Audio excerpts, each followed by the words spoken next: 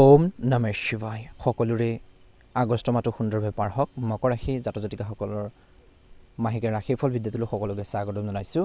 এই মাহটো কিদৰে পাৰ হ'ব, গ্ৰহৰ যি প্ৰভাৱ কেনেধৰণৰ থাকিব, কেনেধৰণৰ সাৱধানতাৰ অৱলম্বন কৰিব, সকলোখিনি তথ্য আপোনালোকে আমাৰ এই গুৰুত্বপূৰ্ণ ভিডিঅ'টোৰ জৰিয়তে জানিব পাৰিব। আগষ্ট 2024 মকৰ ৰাশি আপোনালোকৰ অধিপতি হৈছে শনি, তত্ত্ব পৃথিৱী। শুভ ৰং হৈছে এই মাহটোৰ বাবে আপোনালোকৰ নীলা কলা ৰং। শুভ সংখ্যা হৈছে 4 আৰু 8। শুভ দিনকেইটা হৈছে আপোনালোকৰ বাবে সোমবাৰ, শনিবাৰ, মঙলবাৰ। এই মাহত সূৰ্য 16 আগষ্টলৈকে সিংহত, তাৰপিছত কন্যাত, বৃহস্পতি নৱম ভাৱত, শনি আপোনালোকৰ ৰাশিতে বুলি কৈছে। আগষ্ট 2024 মকৰ ৰাশি লোকসকলৰ বাবে এই মাহটোত কৰ্ম প্লাছ আপোনালোকৰ দায়িত্ব প্লাছ ফল লাভৰ মাহ বুলি কৈছে। শনিদেৱ আপোনালোকৰ ৰাশিত থকাৰ বাবে কঠোৰ পৰিশ্ৰমৰ ফল পাব বুলি কৈছে। এই মাহত আৰ্থিক অৱস্থাৰ ক্ষেত্ৰত আগষ্ট মাহত আয় আপোনালোকৰ স্থিৰ থাকিব, কিন্তু খৰচো বাঢ়িব বুলি কৈছে। মকৰ ৰাশি জাতক জাতিকাসকলৰ এই মাহত ইনকাম হ'ব যদিও তাৰ অনুপাতে খৰচো হ'ব বুলি কৈছে।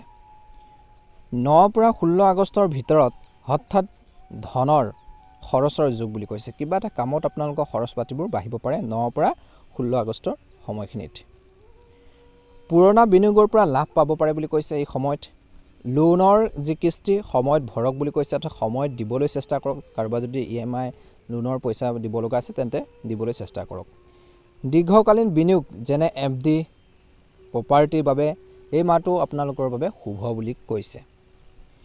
একে সময়তে ব্যৱসায় আৰু কেৰিয়াৰৰ ক্ষেত্ৰত চাকৰিয়াল লোকসকল বা বিভিন্ন কামৰ লগত জড়িত লোকসকলৰ বাবে কামৰ বোজা বেছি থাকিব। এই মাহত মকৰ ৰাশিত যিসকল জাতক জাতিকা আছে কৰ্মৰ ক্ষেত্ৰত আপোনালোকৰ কামৰ প্ৰেছাৰ বেছি থাকিব, কামৰ বোজা বেছি থাকিব, কিন্তু শনিদেৱৰ কৃপাত প্ৰমোশ্যন বা বিশেষকৈ ইনক্ৰিমেণ্টৰ যুগ আছে বুলি কৈছে। আগবাঢ়ি যোৱাৰ সুযোগ পাব বুলি কৈছে। এই মাহত চৰকাৰী চাকৰি লোকৰ বাবে এই মাহটো অতি শুভ। 20 আগষ্টৰ পিছত নতুন দায়িত্ব পোৱাৰ সম্ভাৱনাও দেখা পোৱা গৈছে। ব্যৱসায় ক্ষেত্ৰত জড়িত লোকসকলৰ বাবে এই মাহটো লোহাৰৰ ব্যৱসায়, চিমেণ্টৰ ব্যৱসায়, কনষ্ট্ৰাকশ্যনৰ কাম কৰাৰ, ৰিয়েল ইষ্টেট, আইনৰ ব্যৱসায়, একে সময়তে এই সময়খিনিত কাপোৰৰ ব্যৱসায় কৰা লোকসকলৰ বাবে দিনটো বিশেষকৈ এই মাহটো আপোনালোকৰ বাবে বহুত বেছি ভাল। নতুন চুক্তি 15 আগষ্টৰ পিছত আপোনালোকে কৰিলে উপকৃত হ'ব বুলি কৈছে। এমপ্লয়ৰ লগত কঠোৰ নহ'ব। ব্যৱসায়ৰ ক্ষেত্ৰত যদি আপুনি কিবা এটা বিজনেছ চলাইছে, ব্যৱসায় কৰিছে, যিখিনি কাম কৰাৰ লোক আছে তেওঁলোকৰ লগত বেছি আপোনালোকে কঠোৰ নহ'ব, মনত ৰাখিব। একে সময়তে পঢ়া শুনাৰ ক্ষেত্ৰত মন বহিব, ষ্টাডিৰ ক্ষেত্ৰত মন বহিব বুলি কৈছে। প্ৰতিযোগিতামূলক পৰীক্ষাৰ বাবে কঠোৰ পৰিশ্ৰম কৰক বুলি কৈছে। প্ৰতিযোগিতামূলক পৰীক্ষাৰ বাবে কি কৈছে, আপোনালোকক কষ্ট কৰিব দিছে, কঠোৰ পৰিশ্ৰম কৰিব লাগিব। তাৰ ফল তেতিয়া ছাত্ৰ ছাত্ৰীসকলে নিশ্চয়কৈ লাভ কৰিবলৈ সক্ষম হ'ব। বিশেষকৈ এই মাহত বেছি গম্ভীৰ আৰু দায়িত্বশীল হ'ব বুলি কৈছে মকৰ ৰাশিৰ জাতক জাতিকাসকল। অকলশৰীয়া অনুভৱ হ'ব পাৰে, কিন্তু ইয়াৰ পৰা আপুনি শক্তি পাব। যেতিয়া অকলে থাকিব কিছুমান ক্ষেত্ৰত নতুন ৰাস্তা খুলিব, পজিটিভিটি আহিব, আপোনালোকৰ মনত সাহস আহিব। অতিৰিক্ত চিন্তা একেবাৰে নকৰিব। এই মাহত দাম্পত্য আৰু প্ৰেম, আপোনালোকৰ লাভ হওক, মেৰেজ লাইফৰ ক্ষেত্ৰত কেনেধৰণৰ প্ৰভাৱ পৰিব এই মাহত। বৈবাহিক জীৱনত স্বামী স্ত্ৰীৰ মাজত বুজাবুজি ভাল থাকিব, ইজনে সিজনৰ অনুভৱক বুজি পাব, কিন্তু কামৰ বাবে কিন্তু কিছুমান ক্ষেত্ৰত ইজনে সিজনক সময় দিবলৈ কম দিব পাৰে। সময় যিটো দিব লাগে সেইখিনি ইমান এটা দিব নোৱাৰিব পাৰে বুলি কৈছে। গতিকে যিমান পাৰে সপ্তাহৰ এটা দিনত বিশেষকৈ পাৰ্টনাৰৰ লগত আপোনালোকে কিছু ফুৰিবলৈ যাওক বা ওলাই যোৱাৰ পৰিকল্পনা কৰিব পাৰে। বিশেষকৈ প্ৰেমৰ দৃষ্টিকোণৰ পৰা প্ৰেমত পৰিপক্কতা আহিব বুলি কৈছে। বিবাহৰ কথা কিছু লোকৰ এই মাহত আগবাঢ়িব পাৰে বুলি কৈছে। বিবাহৰ কথা বতৰাখিনি আপোনালোকে ডিছকাছ কৰিব পাৰে, কিন্তু পৰিয়ালৰ সন্মতি কিন্তু বহুত বেছি প্ৰয়োজন আছে এই মাহত। প্ৰেমত কিন্তু মনত ৰাখিব আৰু ইজনে সিজনৰ অনুভৱক সন্মান কৰক। প্ৰেম জীৱনত তৰ্কৰ পেচাল হ'ব নিদিব। থাৰ্ড পাৰ্চন ব্যক্তিয়ে যাতে আপোনালোকৰ মাজত কিছু সমস্যাৰ সৃষ্টি কৰিব নোৱাৰে তাৰ প্ৰতি কিন্তু সতৰ্কতা অৱলম্বন কৰিব লাগিব। প্ৰেম বা বৈবাহিক জীৱনৰ বাবে কিছু সাৱধানতাৰ এই মাহত। অতিৰিক্ত কাম আৰু গম্ভীৰতাৰ বাবে সম্পৰ্কত দূৰত্ব নাহিবলৈ মনত ৰাখক, অৰ্থাৎ আহিবলৈ নিদিব। যাতে আপোনালোকে কামৰ বাবে গম্ভীৰতাৰ বাবে সম্পৰ্ক যাতে দূৰত্ব নাহে তাৰ প্ৰতি কিন্তু আপোনালোকে অলপ কেয়াৰফুল হ'ব লাগিব বা গুৰুত্ব দি চলিব লাগিব। স্বাস্থ্যৰ ক্ষেত্ৰত হেল্থৰ ক্ষেত্ৰত স্বাস্থ্যৰ মধ্যম হ'ব। গাঁঠিৰ বিষ, কঁকালৰ বিষ, দাঁত, হাড়ৰ সমস্যা, চৰ্দি কাহৰ সমস্যা এই মাহত থাকিব। ৰাতি সোনকালে খোৱাৰ অভ্যাস গঢ়ি তোলক বুলি কৈছে। যোগ আৰু বিশেষকৈ এক্সাৰচাইজৰ ওপৰত গুৰুত্ব দিয়ক। গধুৰ খাদ্য নাখাব, পাতল খাদ্য খাওক, সহজে হজম হোৱা খাদ্য খাওক। 12 পৰা 18 আগষ্টৰ সময়খিনিত স্বাস্থ্যৰ প্ৰতি বিশেষ অলপ গুৰুত্ব দিব দিছে আপোনালোকক। গতিকে এই সময়খিনিত স্বাস্থ্যৰ বা হেল্থৰ কিছু সমস্যা হোৱাৰ সম্ভাৱনা আছে। পৰিয়ালৰ ক্ষেত্ৰত পৰিয়ালৰ প্ৰতি আপোনালোকৰ দায়িত্ব বাঢ়িব।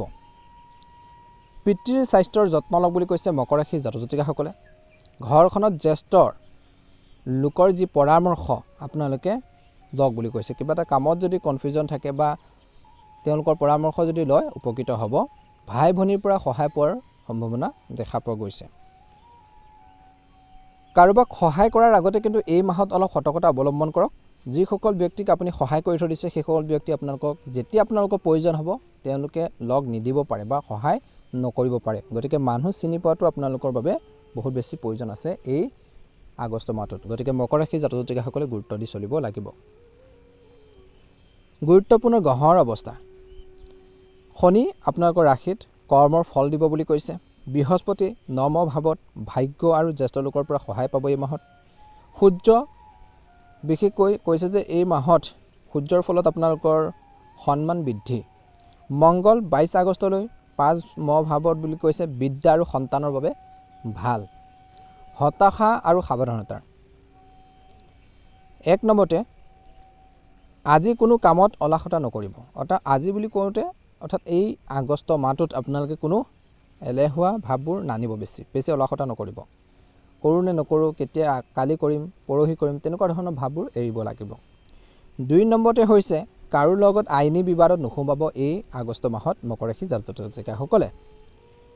বিশেষকৈ লোনৰ গেৰাণ্টি দি আপোনালোকে কথা নক'ব। ৰাতি দেৰিলৈকে আপোনালোকে সাৰ পাই নাথাকিব। সোনকালে খোৱাৰ অভ্যাস গঢ়ি তোলক। ইষ্টদেৱ আৰু উপায় আগষ্ট মাহত শনি আৰু হনুমানজী পূজা কৰক বুলি কৈছে মকৰ ৰাশিৰ জাতক জাতিকাসকলে।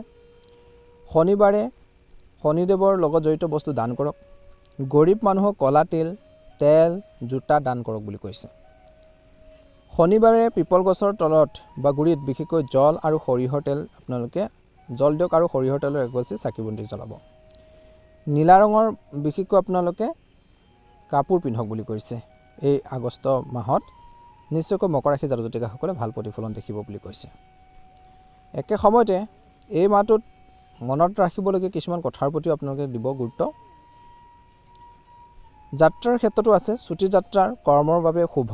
দূৰযাত্ৰা 10 আগষ্টৰ পিছত কৰক বুলি কৈছে। যাত্ৰাৰ সময়ত ডকুমেণ্টছ আপোনালোকে যিখিনি কাগজ পাতি আছে সেইখিনি চম্ভালিব। কৰ্মৰ সফলতাৰ চাবিকাঠি হৈছে K2 ছাকচেছ। আগষ্ট মাহত আপোনালোকৰ কঠোৰ পৰিশ্ৰম, নিষ্ঠা, ধৈৰ্য ই আপোনালোকক সফলতাৰ শিখৰত লৈ যাব। ছুটি পথ বিচাৰি নোলাব। লাকি ৰং নীলা, কলা, বাদামী ৰং আৰু শুভ সংখ্যা হৈছে 4, 8। শুভ দিশ হৈছে পশ্চিম। শুভ ৰত্ন হৈছে নীলাম। মান সন্মানৰ ক্ষেত্ৰত আগষ্ট মাহটো কিদৰে পাৰ হ'ব। সমাজত আপোনালোকৰ সন্মান আৰু প্ৰতিপত্তি বাঢ়িব। চৰকাৰী লোকৰ পৰা সহায় পাব। 20 আগষ্টৰ পিছত কোনো বঁটা বা প্ৰশংসাৰ পাব পাৰে।